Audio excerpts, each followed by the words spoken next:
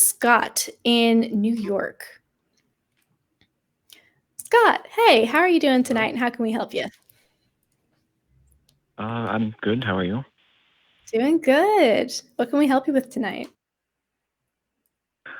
Um, so I was looking for advice on trying to become more sexually adventurous.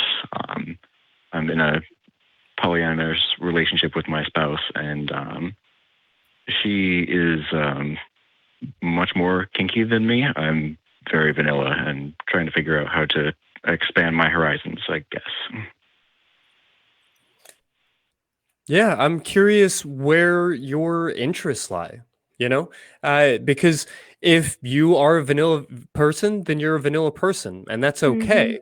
But if you are kind of curious, if there are things that you've been wanting to investigate, following that instinct is going to be your best guide. What kind of comes to mind? What sorts of things have you been at least wondering about? And what sorts of things do you think you'd be interested in trying or know for sure you do not want to try? Um, I don't know.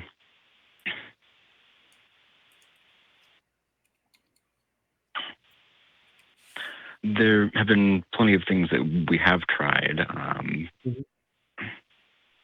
Um, the problem is mostly that I am not very confident in things. Like we've tried consensual non-consent and um, I guess like dominant and submissive and things like Mhm. that. It's just I don't Well, I have. certainly don't mean to like create a hierarchy or rank things, but I'll say that consensual non-consent is usually seen as a form of edge play.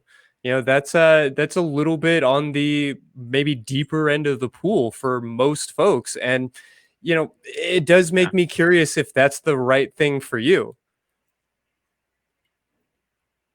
Hmm. But in any of these things, I don't know that there's a right place or a wrong place to start. I think the only place that would be wrong is the place that you force yourself to go.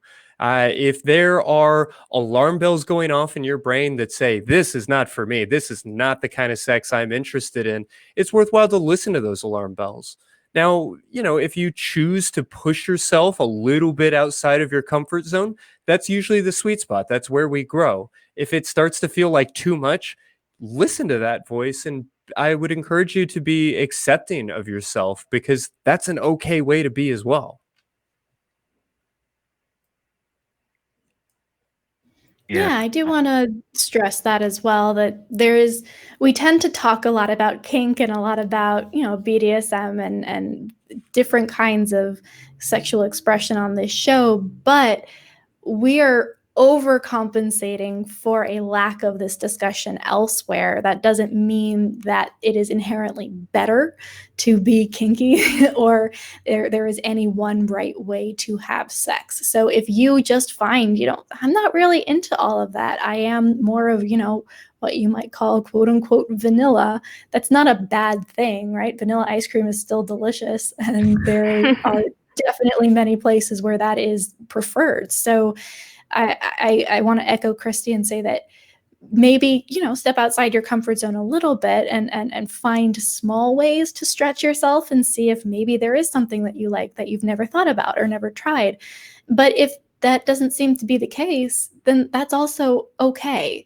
And maybe, especially if you're in a poly relationship, you can say to your partner, hey, I might not be able to give this one thing to you. I can give a lot of other things, and we can build our relationship in these areas. But if you want to have super kinky sex, you might have to go find somebody else for that. And if I want to have be very like comfortable in what I like, I may need to go find somebody else for that.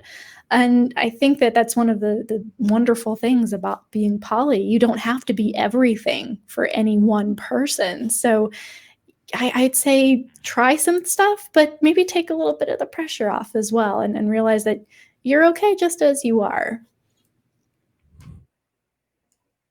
Um. Yeah. It's it's just difficult feeling like there are a lot of things she wants, and I feel like I can't give her just about any of them. Hmm. Yeah, I wonder how much of this might be tied to feelings of jealousy or insecurity about that polydynamic. And it's worth noting that you can feel jealous, you can feel insecure and still be poly. So, these might be things to explore because this feels like a pretty deep well from what you're describing. Well, I don't really have problems with jealousy. I was kind of the one who pushed her to try and be poly. Mm, Um, and I haven't really felt any jealousy about her partners, and I've been happy that she's been getting the things that she likes from other people. It's more that she, especially with the way things are now, she doesn't have the opportunity to see anybody else very much.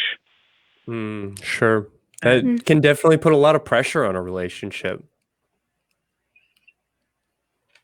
I would just encourage you to remember that whatever feels like fun is fun and fun is great. If it's not feeling like fun, that doesn't mean it isn't great, but it might be worth asking the question.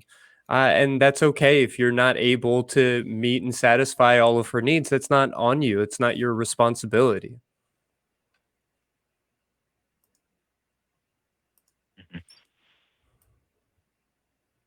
So it's a lot to tackle and I think wrap your arms around. Any kind of final thoughts or last question? I don't think so. Thank you.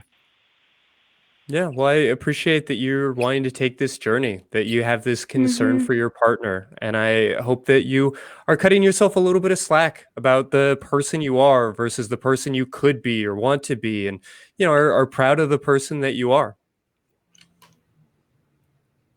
Thank you. Yeah. Mhm. Thanks so much for calling in, Scott, for sure. Have a lovely rest of your night.